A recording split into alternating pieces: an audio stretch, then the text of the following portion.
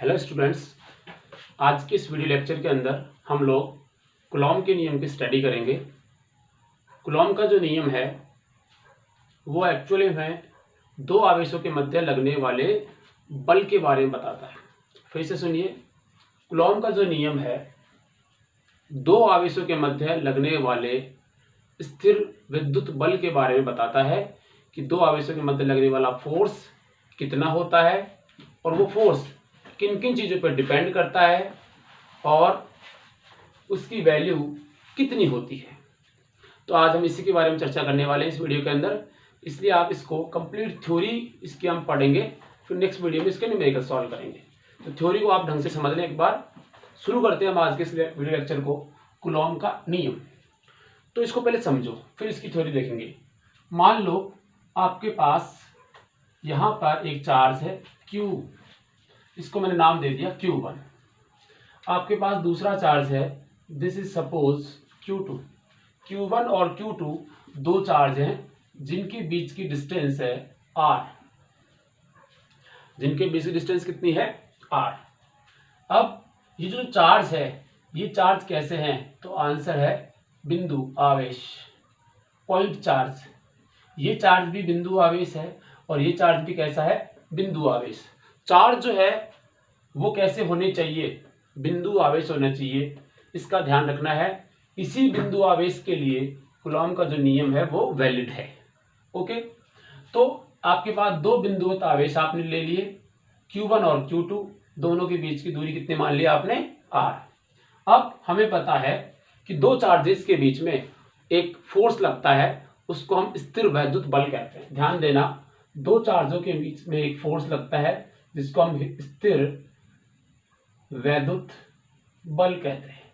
ये जो स्थिर वैद्युत बल है, स्थिर आवेश के मध्य लगेगा तो हम इसको स्थिर वैद्युत बल कह रहे हैं। ये जो स्थिर वैद्युत बल है वो जो है आकर्षण प्रकृति का भी हो सकता है और प्रतिकर्षण प्रकृति का भी हो सकता है। ये बात इस बात पर डिपेंड करती है कि आपके पास दोनों चार्जेस प्लस के हैं या फिर दोनों चार्जेस माइनस के हैं। अगर दोनों चार्ज प्लस के हैं या फिर दोनों चार्ज माइनस के हैं तो उस वाले केस में उनके बीच में क्या होता है? प्रतिकर्षण होता है। और यदि इन दोनों चार्जेस में से एक चार्ज प्लस का हो और एक चार्ज माइनस का, ये वाला प्लस का ये वाला माइनस का, या फिर ये वाला माइनस का और ये वाला प्लस का चार्ज हो, उस वाले केस में इनमें कौन सा फोर्स लगेगा? आकर्षण का फोर्स लगेगा। ठीक है, ये हमने पहले देखा।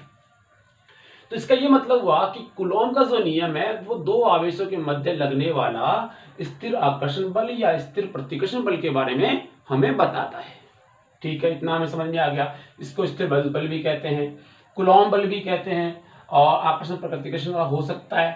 अब ठीक है कि फोर्स लग रहा है दोनों के बीच में, वो जो फोर्स इन दोनों के बीच में लगता है, यहां ध्यान रखना मैं ले रहा हूं निर्वात, मतलब ये दोनों आवेश किस स्थिति में स्थित है इस समय? निर्वात में स्थित।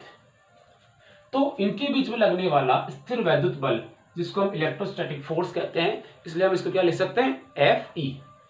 इस बल का मान इस आवेश 1 और इस आवेश 2 का परिमाण, देखो आवेश 1 और 2 का परिमाण, अगर यहाँ माइनस होता तब भी हम क्या लेते? प्लस का ही लेते। तो दोनों आवेशों के परिमाण के गुणनफल के तो समानुपाती होता है और इनके बीच की दूरी के वर्ग के व्युत्क्रमानुपाती होता है। यह होता है कूलॉम का नियम। अब इसकी पूरी मैं स्टेटमेंट बोलता हूं।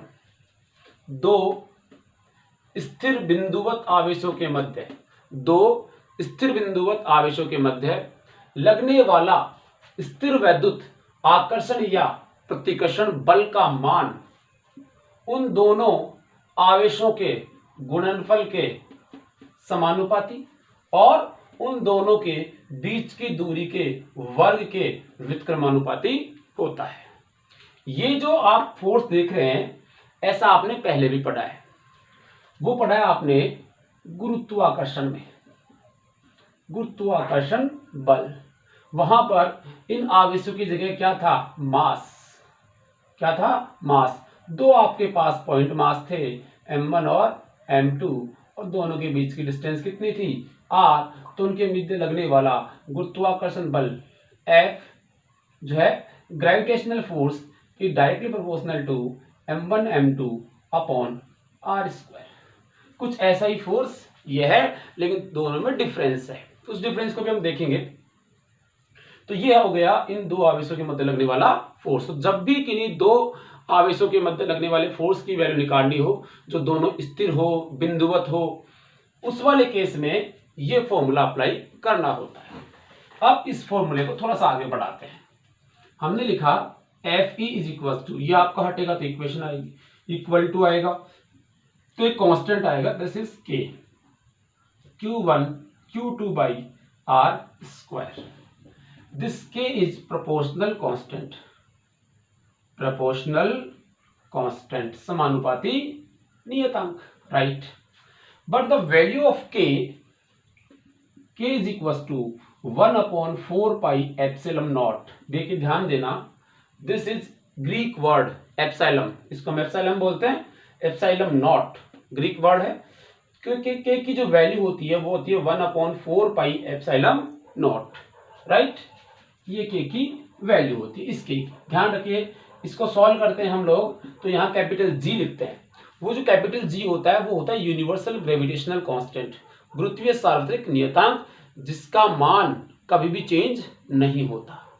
इन दोनों फोर्सेस के अंदर ये डिफरेंस है कि इसमें जो हमारे पास कैपिटल G आता है उसकी वैल्यू में कोई चेंज नहीं होता है, बट ये जो K है उसके लिए निर्वात के लिए तो ये वैल्यू रहती है, बट अगर माध्यम होता है इन दोनों के बीच में तो K की वैल्यू चेंज हो जाती है।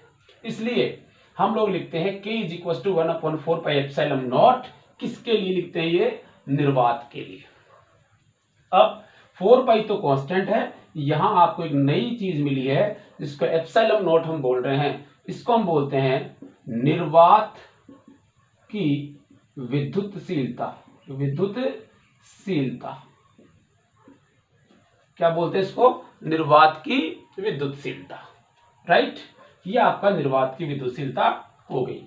अब ये निर्वात की जो विद्युतशीलता है तो यहां से हम लोग क्या कर सकते हैं, इसके एप्सिलॉन नॉट जो है इसकी वैल्यू निकाल सकते हैं 1/4 पाई K, ये बन गया। और अगर मैं इसको लिखूं यहां से तो मैं लिखूंगा F electrostatic force is equal to 1/4 pi epsilon naught Q1 Q2 upon R square.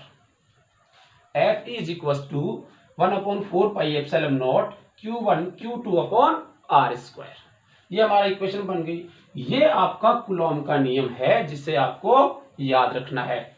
But ये इक्वेशन कब काम में लेनी है? जब किसकी बात हो रही है? निर्वात की बात हो रही है, राइट। अब यहां से देखिए ये जो एप्सिलॉन नॉट है, ये जो एप्सिलॉन नॉट है इसकी जो वैल्यू होती है, देखो मैं एक चीज तो बता देता हूं आपको, 1/4 पाई एप्सिलॉन नॉट की वैल्यू होती है 9 × 10⁹। ध्यान से देखना, K की वैल्यू होती है 9 × 10⁹, ठीक है। इस K की यूनिट क्या हो जाएगी? देखिए this is force, force unit क्या होती है? न्यूटन। दिस R स्क्वायर ये इधर जाएगा, तो R स्क्वायर जब इधर जाएगा तो इसकी यूनिट क्या हो जाएगी? R क्या था? डिस्टेंस। डिस्टेंस की यूनिट क्या होती है? मीटर, तो ये मीटर स्क्वायर जाएगा। तो इस K की यूनिट क्या बन जाएगी? न्यूटन मीटर स्क्वायर अपॉन, ये दोनों नीचे आएंगे, कूलॉम इंटू कूलॉम, तो कूलॉम स्क्वायर, तो newton metre square upon coulomb square. ये K की क्या हो गई? Unit, right. अब तो K की वैल्यू हमेशा याद रहेगी 9 × 10⁹ न्यूटन मीटर स्क्वायर पर कूलॉम स्क्वायर। एप्सिलॉन नॉट को हम निर्वात की विद्युतशीलता कहते हैं और इस एप्सिलॉन नॉट की वैल्यू होती है 8.86 इंटू 10⁻⁻12। 8.86 इंटू 10⁻⁻12। इसकी यूनिट क्या हो जाएगी? देखिए K के जस्ट अपोजिट व्युत्क्रम है, ये व्युत्क्रम है तो क्या आएगा? कूलॉम स्क्वायर पर न्यूटन मीटर स्क्वायर, तो ये आएगा कूलॉम स्क्वायर पर न्यूटन मीटर स्क्वायर। ये हो जाएगा एप्सिलॉन नॉट की जो है यूनिट। ये जो कांस्टेंट वैल्यू है और ये जो कांस्टेंट वैल्यू है ये दोनों आपको एनी टाइम याद होनी चाहिए, इसलिए आप इसको याद कर लें। राइट, ठीक है। तो ये निर्वात की विद्युतशीलता हो गई। अब हमें यहां से इतनी बातें समझ में आ गई कि ये बिंदु आवेश के लिए होना चाहिए। अब बिंदु आवेश क्या होता है इसके बारे में आपको पता होना चाहिए। अगर मेरे पास कोई वस्तु है, कोई ऑब्जेक्ट है ऐसा, या किसी भी शेप का कोई ऑब्जेक्ट है और इस ऑब्जेक्ट पे चार्जेस हैं, इस ऑब्जेक्ट पे क्या है, चार्ज है प्लस वाला मान लेता हूं। तो इस वाले केस में अगर मैं यहां से कोई डिस्टेंस ले लूं, बहुत अधिक डिस्टेंस, उस वाले केस में इस पूरे को हम क्या मान सकते हैं, बिंदु आवेश। पूरे को क्या मान सकते हैं, बिंदु आवेश। लेकिन इसके पास में यहाँ कोई डिस्टेंस है, वहां पे कुछ वैल्यू निकालनी हो, उस वाले केस में हम इनको बिंदु आवेश नहीं मान सकते। और हमें ये भी पता है कि कूलॉम का नियम केवल और केवल बिंदुवत आवेशों के मध्य ही लगता है।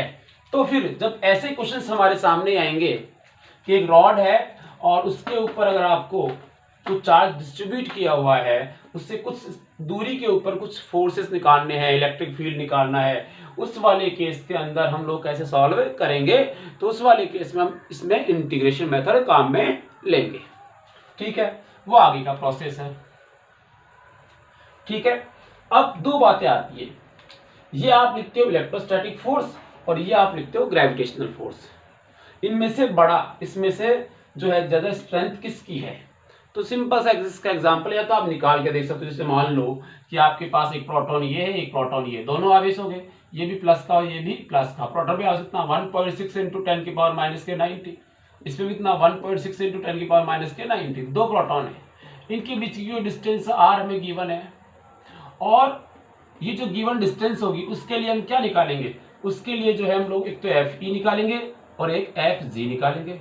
Fe में हम आवेश लेंगे और Fg में इस प्रोटॉन का द्रव्यमान लेके सॉल्व करेंगे, और एक बार ये फॉर्मूला लगाएंगे और एक बार ये फॉर्मूला लगाएंगे। तो आप पाओगे कि इलेक्ट्रोस्टैटिक फोर्स की वैल्यू ग्रेविटेशनल फोर्स से बहुत ज्यादा होती है। इलेक्ट्रोस्टैटिक फोर्स की वैल्यू ग्रेविटेशनल फोर्स से बहुत ही ज्यादा होती है, 10 की पावर 26 27 28 गुना के आसपास होती है। दूसरा इसका एग्जांपल आप ले सकते हो। जनरल एग्जांपल हम क्या करते हैं, जैसे मेरे पास ये प्लास्टिक का पेन है, इस प्लास्टिक के मार्कर को मैंने सूखे बालों के अंदर रब किया। सूखे बालों में रब करने के बाद हमने क्या किया, यहाँ इस पे मेरे पास छोटे छोटे डस्ट के पार्टिकल्स पड़े हैं, या फिर मैं कहूँ तो आपसे कागज के छोटे छोटे टुकड़े पड़े हैं, पत्तियां पड़ी हैं, और मैं इसको इसके पास में लेके आता हूँ। तो ये सब चीजें क्या करेंगे, इसकी ओर आकर्षित होगी। आकर्षित क्यों हो रही है, नीचे कौन सा फोर्स लग रहा है, ग्रेविटेशनल फोर्स, जबकि पार्टिकल्स किधर जा रहे हैं, ऊपर की तरफ। ऊपर कौन सा फोर्स खींच रहा है, तो आंसर है स्थिर वैद्युत फोर्स। तो कौन सा फोर्स ज्यादा हुआ, स्थिर वैद्युत बल। इसलिए हम ये कहेंगे कि स्थिर वैद्युत बल जो है वो कौन से फोर्स से ज्यादा होता है, गुरुत्वाकर्षण बल से ज्यादा होता है। क्लियर होगी बात ये, ओके। आगे देखते हैं हम लोग इसको। तो ये आपका हुआ कूलॉम का नियम, किसके लिए लिखा मैंने, निर्वात के लिए। ठीक, अब दूसरी बात इसमें आती है, अगर निर्वात नहीं है और दोनों आवेशों के मध्य कोई माध्यम रखा गया, इसको आपको बहुत अच्छे से समझना है। दोनों आवेशों के मध्य अगर माध्यम रखा जाएगा, उस वाले केस के अंदर क्या ये फोर्स इतना ही रहेगा या इस फोर्स में कोई चेंज आएगा।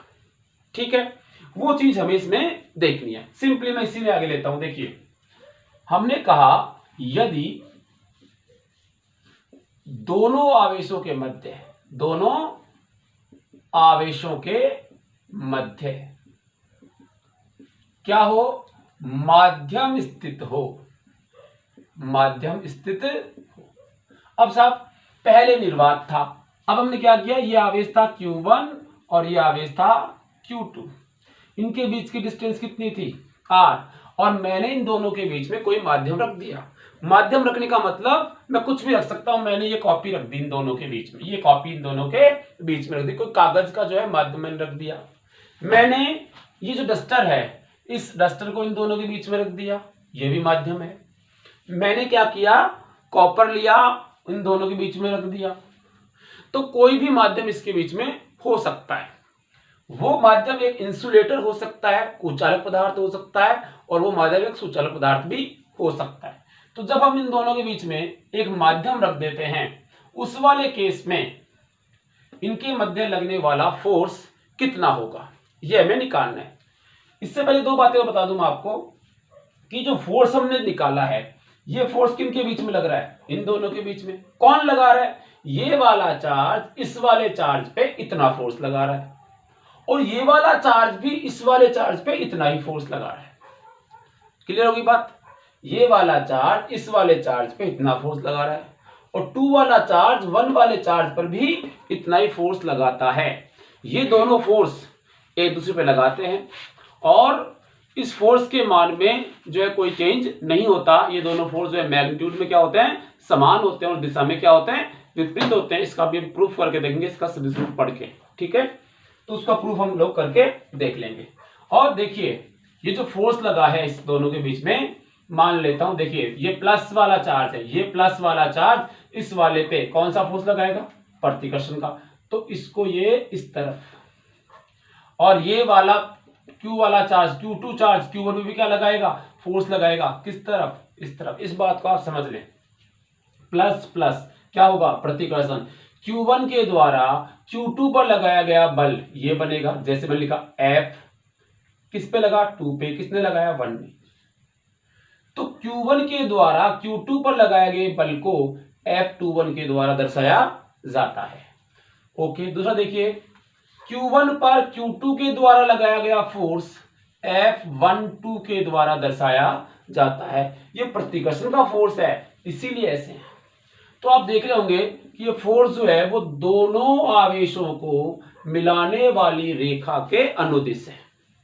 ये जो फोर्स लग रहा है वो दोनों आवेशों को मिलाने वाली रेखा के अनुदिश है।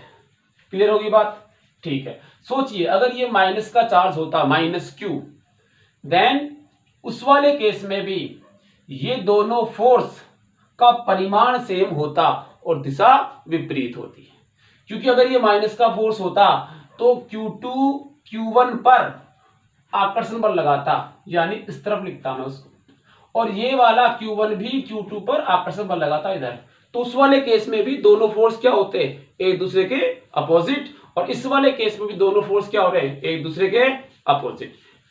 इसका ये मतलब हुआ कि दोनों आवेशों के मध्य लगने वाला फोर्स परिमाण में समान होता है और दिशा में सदैव क्या होता है, विपरीत होता है, और वो भी इन दोनों को मिलाने वाली रेखा के अनुदिश ही होता है। क्लियर होगी बात, ठीक है। तो हम बात कर रहे थे इनके मध्य अगर माध्यम स्थित होता, माध्यम कुछ भी हो सकता है। तो मैंने क्या किया, मान लो इसके बीच में जो है माध्यम आता है, ये कोई इसके बीच में क्या आ गए, माध्यम है, ठीक है। अब अगर माध्यम है तो उस वाले केस में इन दोनों के मध्य लगने वाला फोर्स कौन सा, इलेक्ट्रोस्टैटिक फोर्स।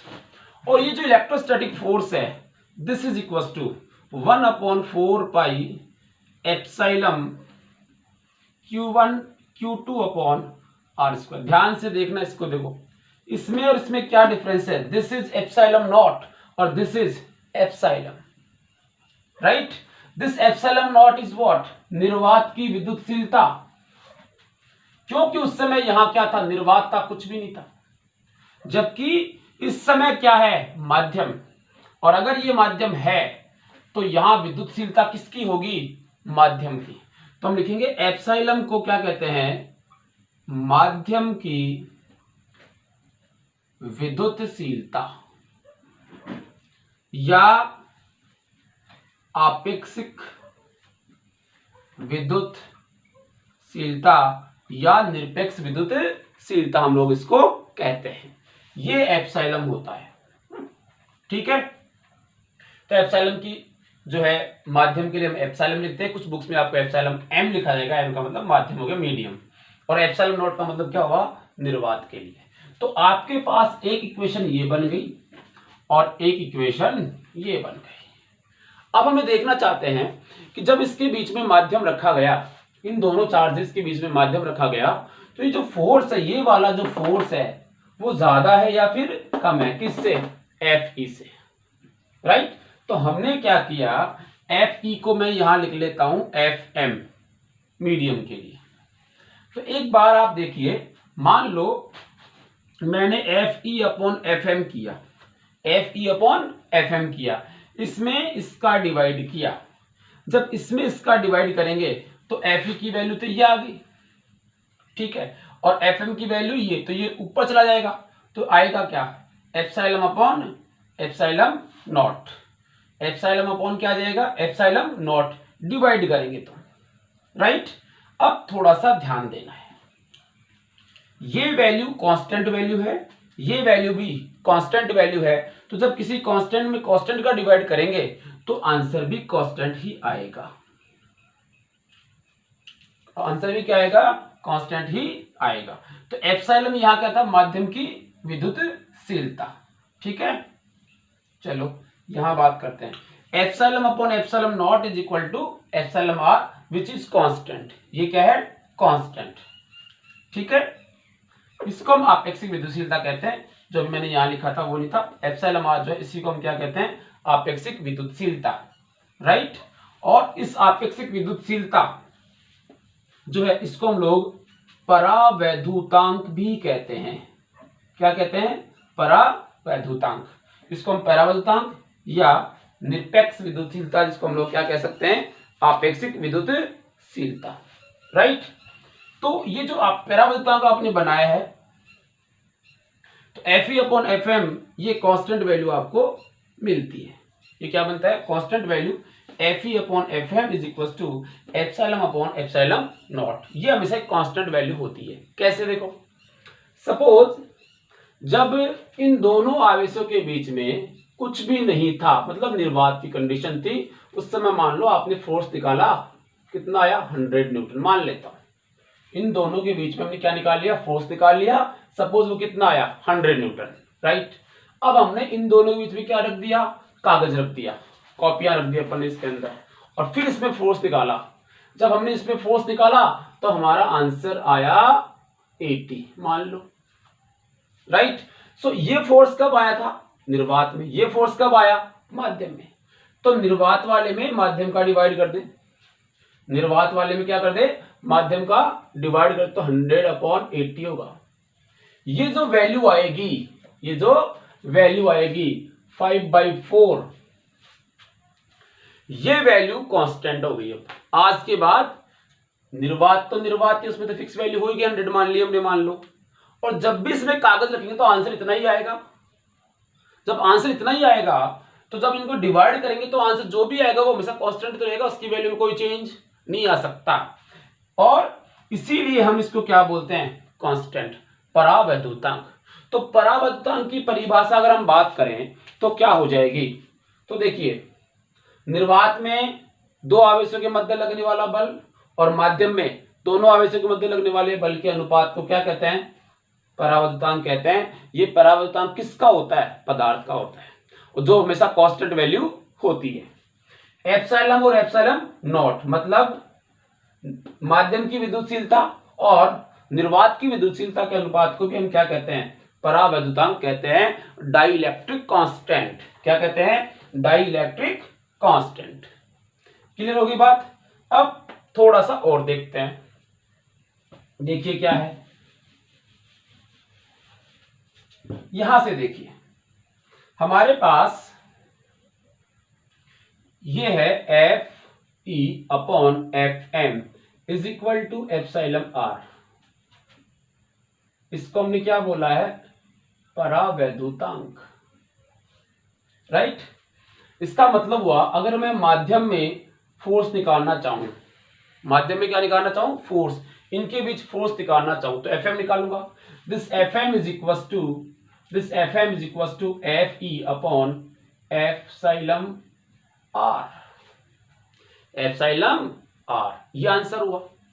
अब एप्सिलॉन आर क्या है, तो हमने क्या बोला, परावैद्युतांक, जिसका मान क्या होता है, कांस्टेंट होता है, फिक्स होता है, उसमें कोई चेंज नहीं होता है। मैं आपको बता दूं कि इस एप्सिलॉन आर का मान जो है वो 1 से लेके इन्फिनिटी के बीच में होता है। एप्सिलॉन आर का जो मान है वो 1 से लेके क्या होता है, इन्फिनिटी के बीच में होता है। जैसे निर्वात के लिए, इस निर्वात के लिए जो है, निर्वात के लिए एप्सिलॉन आर का मान 1 होता है, हवा के लिए एप्सिलॉन आर का मान 1.006 ऑलमोस्ट 1 ही मानते हैं, इसलिए हवा में और निर्वात में हम एप्सिलॉन आर का वैल्यू कितना मानेंगे, 1 ही मानेंगे। जबकि सभी धातुओं के लिए, ध्यान रखना, सभी धातुओं के लिए एप्सिलॉन आर का मान अनंत होता है। सभी धातुओं के लिए एप्सिलॉन आर का मान अनंत होता है। अब थोड़ा सा और स्टडी करो इसमें। देखो, अगर हमें दो आवेशों के मध्य लगने वाले फोर्स का मान निकालना है जब दोनों के मध्य क्या स्थित हो, माध्यम स्थित हो, तो माध्यम वाले केस में देखिए फोर्स कम हो गया। कितना गुना कम हो गया, 1/ε गुना कम हो गया। जितना ज्यादा एप्सिलॉन आर की वैल्यू होगी उतना ही कम क्या हो जाएगा, माध्यम में लगने वाला फोर्स कम हो जाएगा। इसका मतलब हुआ कि एप्सिलॉन आर क्या करता है, परावैद्युतांक क्या करता है, तो आंसर है परावैद्युतांक इनके मध्य लगने वाले फोर्स को कम कर देता है। ठीक है, जैसे अगर हवा है, निर्वात है, उस वाले केस में इसको मैं 1 लूं तो Fm क्या आएगा, Fe के बराबर, Fe के बराबर। तो उस वाले केस में माध्यम में और इसमें वो दोनों सेम ही हो गए ना। क्लियर हो गई बात। बट अगर मैं एप्सिलॉन आर की वैल्यू कितनी लूं, इनफाइनाइट, मतलब इन दोनों आवेशों के मध्य में ये जो है वो मान लो कॉपर है, तांबा या कोई आयरन है, ये रख दूं मैं, चांदी रख दूं, सोना रख दूं, इनके बीच में, उस वाले केस में एप्सिलॉन आर कितना होता है, इन्फिनिटी। अगर एप्सिलॉन आर इन्फिनिटी होता है तो Fm क्या हो जाएगा, Fm is equal to Fe upon infinity. तो आंसर कितना हुआ, 0। आंसर कितना आएगा, 0। तो उस वाले केस में F जो है माध्यम में कितना आएगा, 0। मतलब कोई भी धातु यहां रख देंगे उस समय उनके मध्य लगने वाला फोर्स कितना हो जाएगा, 0 हो जाएगा। क्लियर होगी बात। तो उस समय लगने वाला फोर्स हम क्या निकालेंगे, इसका 0 निकाल लेंगे। ठीक है, अब ये जो एप्सिलॉन आर है ये एक्चुअल में विद्युत प्रवृत्ति को या प्रकृति को दर्शाता है। जितना ज्यादा एप्सिलॉन आर का मान होगा, ध्यान देना, जितना ज्यादा एप्सिलॉन आर का मान होगा उतना ही कम क्या होगा, फोर्स। मतलब अगर एप्सिलॉन आर का मान इंक्रीज होता रहेगा तो इन दोनों के मध्य लगने वाला फोर्स क्या हो जाएगा, डिक्रीज हो जाएगा। मतलब ये हुआ कि इस आवेश का इस पर इफेक्ट जो हो रहा था वो कम हो जाएगा। वो क्या हो जाएगा, कम हो जाता है। उसका भी कारण होता है कि आगे हम आने वाले चैप्टर में पढ़ेंगे कि जो भी आपने यहां वस्तु रखी है उसका ध्रुवण हो जाता है, पोलराइजेशन हो जाता है, जिसके कारण ये कंडीशंस बनती है। क्लियर होगी बात। तो ये था ऑल अबाउट निर्वात कूलॉम का नियम। अब इसी कूलॉम का जो नियम है, ये जो हमने दिखाया है, ये सब इसका वेक्टर के बिना हमने इसको सॉल्व करके देखा है। अगर हम इसी रूल को या कूलॉम के नियम का सदिश रूप देखें तो उस वाले केस में हमें, जो मैं आपको यहां बता रहा हूं कि दोनों फोर्स एक दूसरे के अपोजिट होते हैं और परिमाण में समान होते हैं, ये प्रूफ हो जाएगा। किससे, कूलॉम के नियम के सदिश निरूपण से। कूलॉम के नियम के सदिश निरूपण से इसका प्रूफ हम लोग करके देखते हैं। तो नेक्स्ट देखते हैं हम लोग कूलॉम के नियम के सदिश रूप को। तो नेक्स्ट है हमारा कूलॉम के नियम का सदिश रूप। कूलॉम के नियम का सदिश रूप हम क्यों पढ़ते हैं, तो अभी मैंने पहले बताया, इससे हमें पता चलेगा कि फोर्स जो लग रहा है आवेशों के बीच में, वो फोर्स की डायरेक्शन क्या है, उसका मैग्नीट्यूड कितना है, कौन सा चार्ज कौन से वाले चार्ज पे कितना फोर्स लगा है। तो ये कूलॉम के नियम में हम लोग पढ़ेंगे, सदिश रूप पढ़ते हैं भाई। तो देखिए, सपोज ये कोई आवेश था हमारा Q1, ये कोई आवेश था हमारा Q2, वो किसी निर्देश तंत्र में रखे हुए हैं। किस में रखे हुए, निर्देश तंत्र में। तो मान लो ये इसका ओरिजिन है, ओरिजिन। इसका जो स्थिति सदिश है सपोज कितना है, R1, और इसका सदिश कितना है, R2। So position vector of Q1 is R1 and position vector of Q2 is R2। Vector representation है इसका ये। अब हम लोग ये कहें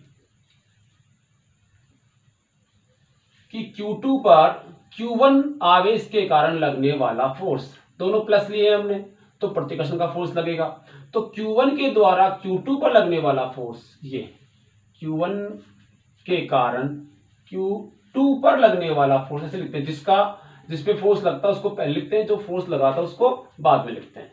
तो F21 क्या है, Q1 के द्वारा Q2 पर लगने वाला फोर्स, F21 लिखा हमने। आगे देखो, Q2 के द्वारा Q1 पर लगने वाला फोर्स ये इधर लगेगा, ये कितना आएगा, F12, ये दोनों हमने फोर्स लिख दिए। अब दोनों के बीच की डिस्टेंस सही है, बट यहां वेक्टर फॉर्म देख रहे हैं तो हम डिस्प्लेसमेंट की फॉर्म में इसको लिखेंगे।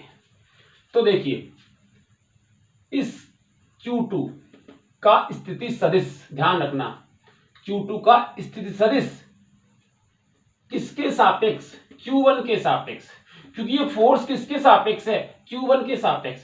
ये फोर्स कौन लगा रहा है, Q1 लगा रहा है, तो डिस्टेंस किसकी चाहिए, Q1 की चाहिए।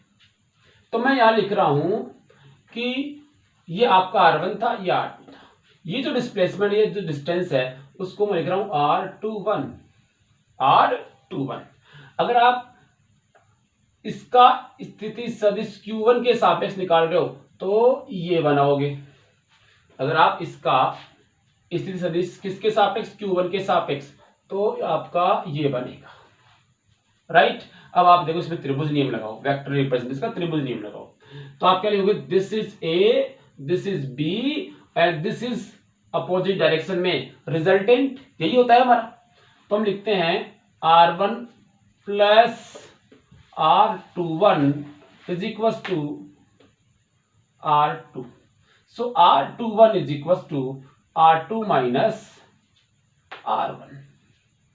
ये है position vector of 2 with respect to 1।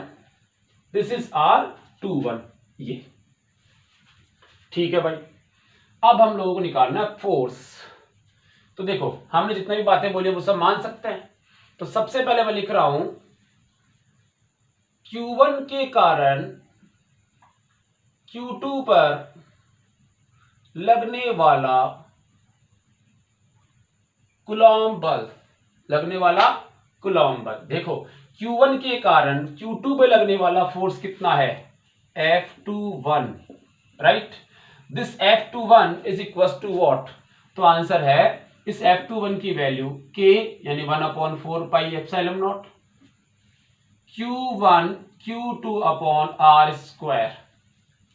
So R इन दोनों के बीच की डिस्टेंस कितनी है, R21 वेक्टर, इसका स्क्वायर करना है तो मैग्नीट्यूड लेके इसका स्क्वायर कर दिया, बट वेक्टर फॉर्म में इसकी डायरेक्शन भी चाहिए। ये कंप्लीट क्या है, मैग्नीट्यूड। अब इसकी क्या चाहिए, डायरेक्शन, कि F21 किधर लग रहा है, F21 इस तरफ लग रहा है, इस तरफ मतलब 1 से 2 की तरफ।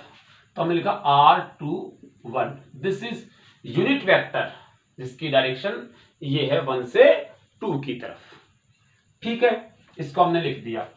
अब हम लिखा F21 is equal to 1/4 pi epsilon naught Q1 Q2 upon, देखिए हम जानते हैं एकांक सदिश n कैप,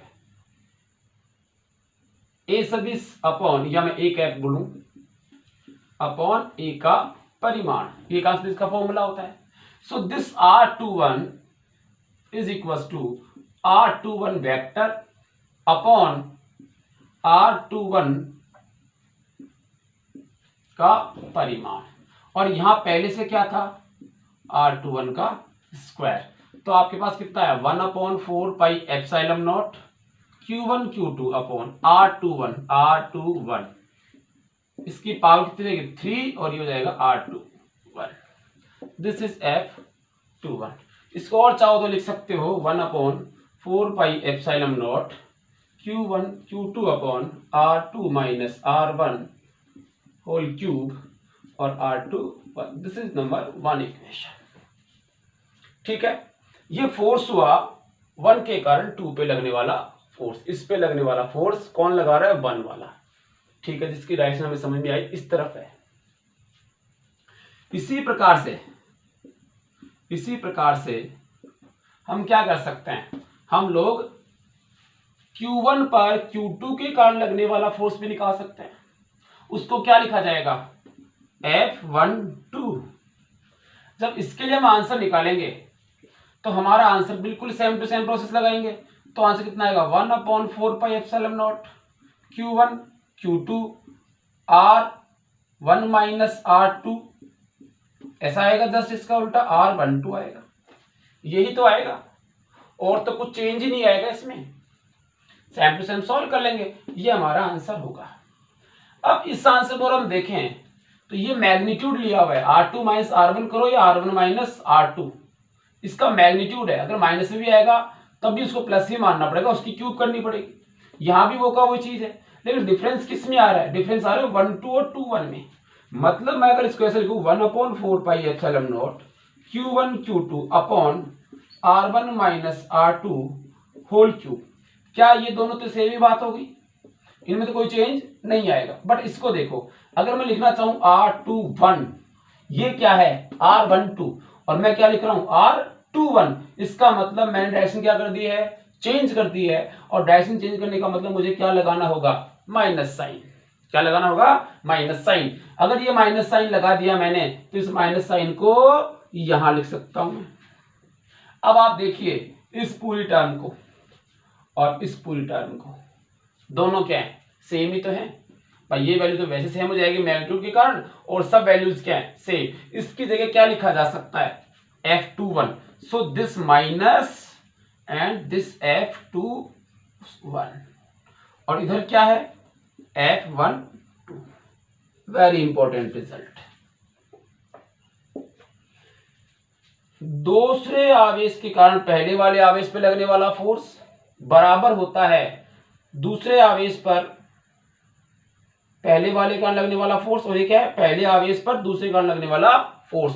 ये परिमाण में क्या होते हैं, समान, बट दिशा में हमेशा क्या होते हैं, अपोजिट होते हैं, विपरीत होते हैं। मतलब ये हुआ, ये तो न्यूटन गति का तृतीय नियम भी पढ़ा है हमने, कि परिमाण में समान और दिशा में विपरीत जो फोर्स होता है उसको हम क्या कहते हैं, क्रिया प्रतिक्रिया का नियम। वेरी इंपॉर्टेंट, क्रिया प्रतिक्रिया का नियम। तो यह है कूलॉम के नियम का सदिश रूप, जिससे हमें ये बात समझ में आती है। ठीक है, अब जब हम इसके न्यूमेरिकल सॉल्व करेंगे, कूलॉम के नियम के जब न्यूमेरिकल सॉल्व करेंगे, उसमें बहुत सी चीजों का हमें ध्यान रखना होगा। कूलॉम के नियम से संबंधित कुछ इंपॉर्टेंट पॉइंट्स हैं, वो इंपॉर्टेंट पॉइंट्स मैं आपके यहां से लिख रहा हूं, उनका मीनिंग बता रहा हूं, तो उनको आप अच्छे से याद कर लेंगे, क्योंकि वो हमारे न्यूमेरिकल सॉल्व करने में काम में आएंगे। तो उसको लिख लेते हैं अब। तो कूलॉम के नियम से संबंधित कुछ इंपॉर्टेंट पॉइंट्स आपको याद रखने हैं। ठीक है, पहला नियम देखिए, स्थिर वैद्युत बल आवेशों को मिलाने वाली रेखा के अनुदिश होता है, ये हम पहले पढ़ चुके हैं। दूसरा है कि यह नियम व्युत्क्रम वर्ग नियम का पालन करता है, 1/r² का पालन करता है। 2 गुना बढ़ाएंगे तो फिर वो 4 गुना कम हो जाएगा, इस प्रकार से इस नियम का भी ये पालन करता है। तीसरा, यह केंद्रीय बल होता है, आपका जो है ये सेंट्रल फोर्स होता है, मतलब आवेशों के निकाय का कोणीय संवेग क्या रहेगा, संरक्षित रहेगा। केंद्रीय बल का मतलब क्या हुआ कि आपके पास एक सिस्टम होगा, उस सिस्टम में मान लो 10 चार्ज हैं, 10 हैं, 15 है, जितने भी चार्ज हैं उन सब का एक सिस्टम बन गया, निकाय बन गया। तो उस पूरे को अगर हमारे पास कोई न्यूमेरिकल हो, उसको सॉल्व करना हो, तो हम लोग उसमें कोणीय संवेग संरक्षण का नियम लगा सकते हैं। ये इसका मतलब है केंद्रीय बल का मतलब। यह क्रिया प्रतिक्रिया का बल है, जो भी हमने देखा, फोर्स F21 = F12 हुआ। 2 आवेशों के मध्य यह बल आंतरिक बल की तरह व्यवहार करता है। 2 आवेशों के मध्य ये जो फोर्स है वो इंटरनल फोर्सेस की तरह काम करता है, यानी इस समय बाहर से कोई फोर्स काम नहीं कर रहा है। तो अगर इंटरनल फोर्सेस हो गए, इसका मतलब उस निकाय का रेखीय संवेग अपने आप ही क्या हो जाएगा, संरक्षित हो जाएगा। क्योंकि रेखीय संवेग संरक्षण का नियम हमें यही तो कहता है, when F external = 0 then dP/dt = 0 then dP = constant. So dP = 0 then P = constant. तो उसका हमेशा रेखीय संवेग क्या होता है, संरक्षित होता है। ठीक, संरक्षित बल होता है ये। और संरक्षक बल रहेगा तो हमेशा क्या रहेगी, यांत्रिक ऊर्जा। इस बल के प्रभाव में यांत्रिक ऊर्जा हमेशा क्या रहेगी, संरक्षित रहेगी, यानी उसकी पोटेंशियल ऊर्जा और उसकी काइनेटिक एनर्जी दोनों का योग हमेशा नियत रहेगा। कौन से बल के प्रभाव में, स्थिर वैद्युत बल के प्रभाव में। दो आवेशों के मध्य वैद्युत बल पर अन्य आवेश का प्रभाव नहीं होता है। ये भी इंपॉर्टेंट लाइन है जब आप न्यूमेरिकल सॉल्व करेंगे कि ये आपके पास अलग अलग चार्ज हैं, ये वाला, ये वाला, ये वाला, ये वाला, Q1, Q2, Q3, Q4 और यहाँ पे एक चार्ज है Q0। तो बताइए इस पे कितना चार्ज लग रहा है, इस पे कितना फोर्स लग रहा है। तो इस पे ये वाला भी फोर्स लगा रहा है, ये वाला भी लगा रहा है, ये वाला भी लगा रहा है, ये वाला भी लगा रहा है, ये सारे के सारे फोर्स इस पे लगाए जा रहे हैं। बट इन दोनों के मध्य लगने वाला फोर्स कूलॉम के नियम से निकलेगा, इन दोनों के मध्य लगने वाला फोर्स कूलॉम के नियम से लगेगा और उन सबका सदिश योग होगा। इन दोनों के मध्य लगने वाला फोर्स इन दोनों के मध्य लगने वाले फोर्स से जो है अप्रभावित रहता है, किसी अन्य आवेश से कोई प्रभाव नहीं पड़ता है। इसका मीनिंग होता है ये। ठीक है, तो ये आपको कुछ चीजें आपको याद रखनी, जब हम न्यूमेरिकल सॉल्व करेंगे तो उस समय हमारे कोई ना कुछ चीजें काम में आएंगी। अब दो बातें और कर लेता हूं मैं कि आपने जो गुरुत्वाकर्षण बल पढ़ा है और एक पढ़ा है आपने कूलॉम बल या स्थिर वैद्युत बल, उन दोनों में डिफरेंस क्या है, उन दोनों में डिफरेंस क्या है। देखो मैं यही इसको भी लिख ही लेता हूं कि एक तरफ तो है आपके पास F इलेक्ट्रोस्टैटिक फोर्स और दूसरा है ग्रेविटेशनल फोर्स।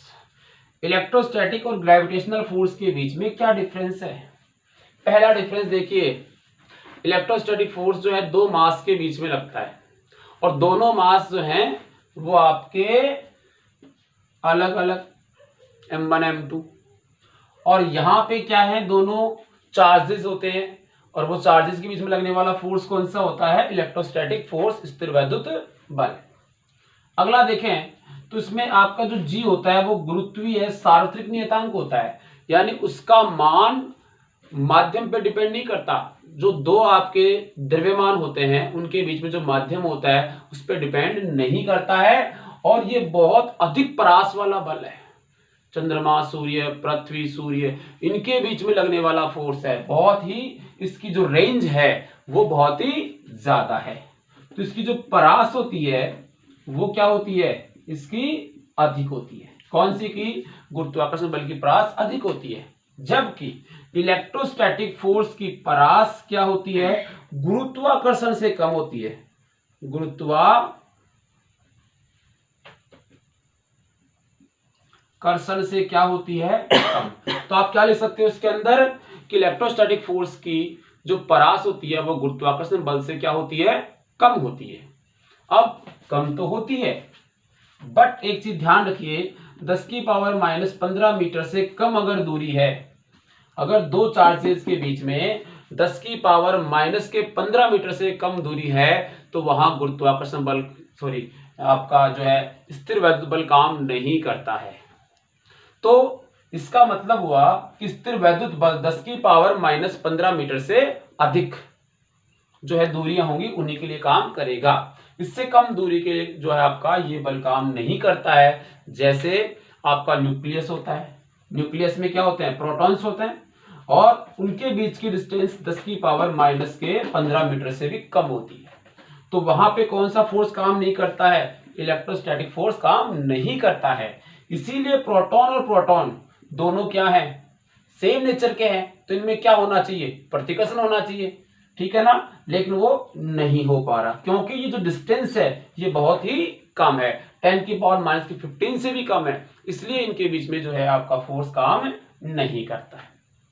ठीक है, और अगर हम बात करें तो गुरुत्वाकर्षण बल जो है वो इसका जो स्ट्रेंथ है, सामर्थ्य है, वो कम होता है, यानी कम सामर्थ्य है इसका। इसकी जो स्ट्रेंथ है वो क्या है, कम है। किसकी तुलना में, आपके इलेक्ट्रोस्टैटिक फोर्स की तुलना में। ठीक है, तो इसका सामर्थ्य क्या होता है, ज्यादा, यानी अधिक।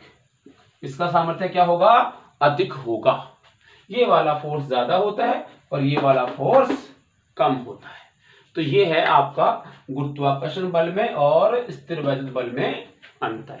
तो ये जो थ्योरी है, इस थ्योरी को आप ढंग से पूरा वीडियो देख के जो है आपने जो देखा उसके हिसाब से मुझे आशा है कि आप लोगों को ये समझ में आया होगा।